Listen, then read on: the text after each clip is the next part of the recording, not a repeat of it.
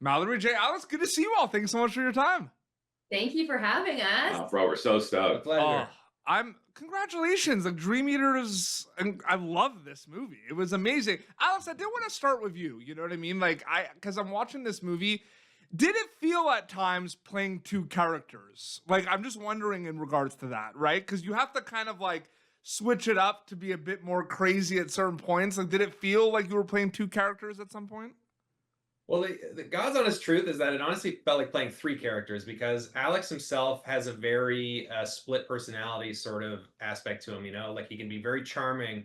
And I tried to, place that in the world of how my own anxiety works, where, you're like, oh, you know what, I'm just going to be present and I'm going to be chill and I'm going to be happy with my partner. I'm just going to think about this moment. And then every other time where Mallory is trying to get Alex to open up, he immediately goes into his head. So like those two, that split personality of his waking state, and then when he's asleep, honestly, that was probably the part that was the most fun to play, just because it was just the most unhinged aspect to him. So yeah, it really honestly felt like sort of a triple personality. And Mallory, kind of to add to that a little bit, I mean, in a situation with Dream Eater, where all three of you kind of put this thing together and wrote this and figured everything out, but you're also kind of in the film as well. Did it feel like it's like different hats, or did it feel like a whole kind of one big Dream Eater hat, so to speak, of like directing, like producing, acting? Like I'm just curious about that.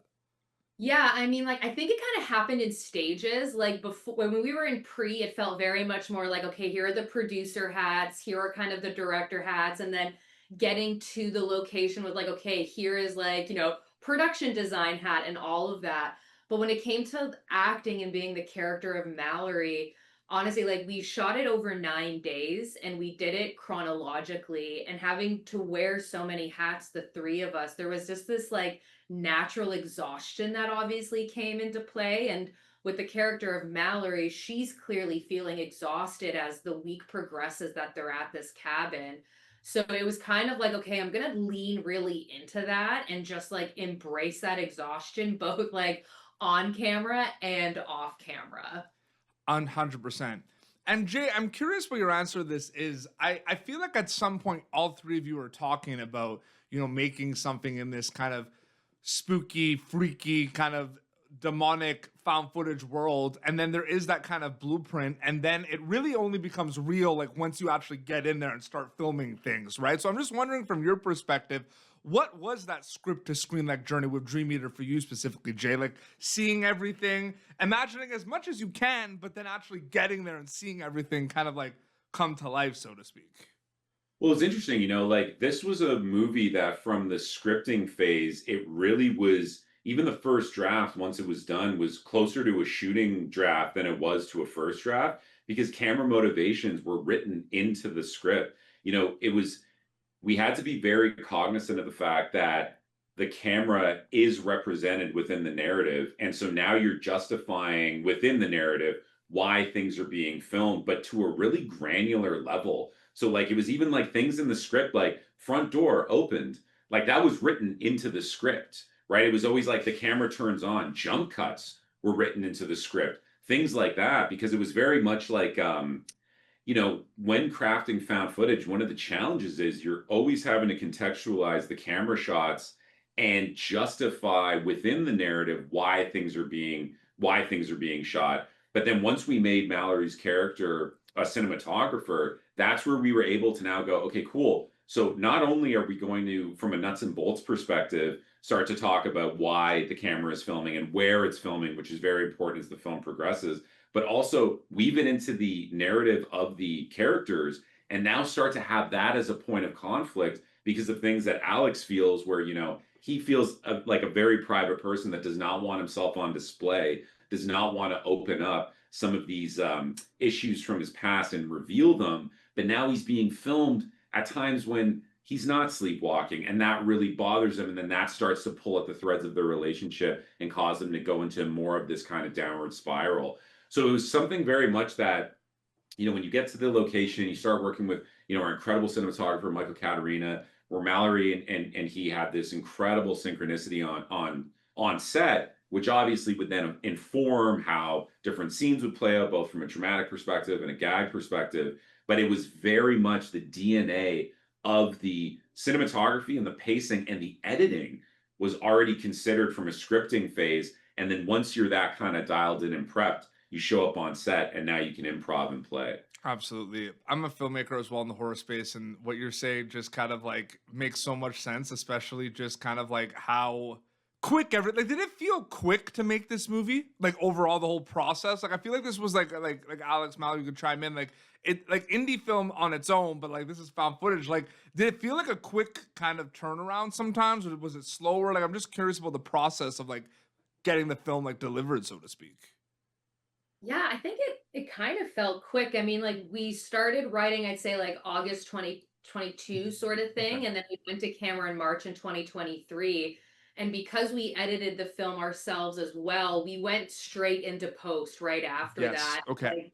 Like, being indie filmmakers and like you guys, I'm sure like you just want to get that thing out, right? Like Mm. you put it out into the world. And so we were working like pretty quickly to get that done. But I mean, at the same time, it's 2025 and like we're getting to talk about this movie still, which is so exciting. So I think there are those moments where like Mhm. it feels super fast, and then other times where it feels a little bit like time is slowing Yeah, down. because the release, but it sounds like actually getting the kind of picture lock was kind of a little bit like everyone was on the same page and kind of, got it out within a year or two, right?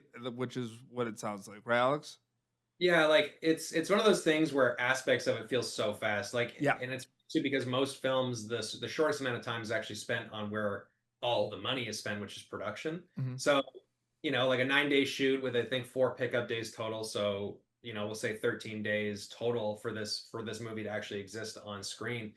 And then you have months of editing, you have months of sound, you have months of the mix, you've got Color. color, like months of color or weeks or whatever, however you split that up, and then months of promo, and then months of, so like there are aspects of it that feel like they'll never end, and then there's aspects of it that feel like they went by in a flash. And Yeah. I think one thing about indie film is when you live and breathe it over and over and over, like it's every single day can feel like it's just going by in the blink of an eye, but also simultaneously like this will never end. So it's that yin and yang Oh, of yeah. the entire experience where you just live and breathe it. And then there's a party that never wants to let it go. You can perfect the movie forever and ever and ever. Oh, And the outside is like you have to let it go. Like trust your gut. This works. This is the way that the film should be, and send it out into the world like your kid off to kindergarten. you have no choice at one point once it's out there. Like as soon as this movie started screening at certain places, like you're toast, right? Oh, yeah. It's an incredible feeling, right? Because it's Great just, you've been feeling. gestating this for so long. It's the best feeling. I'm so happy for all of you. Seriously. I Thank get you. so excited because I do know like every shot we see in this movie, Dream Eater, there's like at least 6 or 7 stories that you could tell me right now how we got that shoot. Fun fact, it wasn't supposed to be like that. Or that's the best part, right? Because it's like just knowing that. But I did kind of want to ask Jay and Mallory and Alex, I'd love you to chime in. But there are many different ways people are going to be able to watch Dream Eater over time, right? There are kind of those opportunities for horror films where people see them at movie theaters, people see them in film festivals, people watch them in streaming, people watch them like on their phones and their car. Like there's so many ways people at some point over the years are going to watch your film. And I'm wondering, like, also the formats, right? Like people are going to, because it is a found footage horror film, it's going to be part of like those heavy horror movie marathon rotations where people watch a bunch of found footage, which is like the best. Are you all conscious of how the media you are making is going to be consumed while you're making it at all? Or is that something that happens a little bit afterwards, so to speak? Jay, I'm curious about that. Yeah, I think it's a fantastic question, first off. Yeah, no, I think you are really conscious about that because when you go into it, with this film particularly, we were very conscious about not making a single source found footage film. We did not want it to be, while we do love those movies and they hold their, for some narratives, it's the exact way to go. But for Dream Eater, we were very conscious about the fact that we want to use different devices. We want to use different sources for actually gathering this footage. So we would always kind of think to ourselves, okay, if somebody's watching this in the theater, this is how it's going to feel. Somebody's watching this on their phone, this is how it's going to feel. If somebody's watching it on a laptop or on their big screen at home. And also from a sound perspective, it was funny, we had talked to somebody, a journalist who had watched it with headphones. And he had asked, is that an intended way that you wanted audience to experience the film? And it was like, absolutely, as well as the theater experience, the home theater experience. But then with headphones, Trent Reznor talks about this all the time. It's a completely different vibe when you were listening to an album with headphones, or if you're listening to a film with headphones, especially when so much time goes into the sound design and there's so many subtle layers that kind of go into it. So we really wanted to make sure that no matter which method people were watching the movie, they were going to get a really impactful experience. We started with the theater first because we are obviously movie makers. We love going to the movies, and that's how we always view movies first. They need to be watched in a theater. But nowadays, and before Eli came on board, we weren't thinking that was going to be so much a reality. So you always have to plan for that home video experience, that VOD experience, that phone experience. So absolutely, this is something where, you can't obviously make something, it's not about kind of going middle of the road, but just always considering at different points during the editing process, is this going to be as impactful on one through one format as it is through another?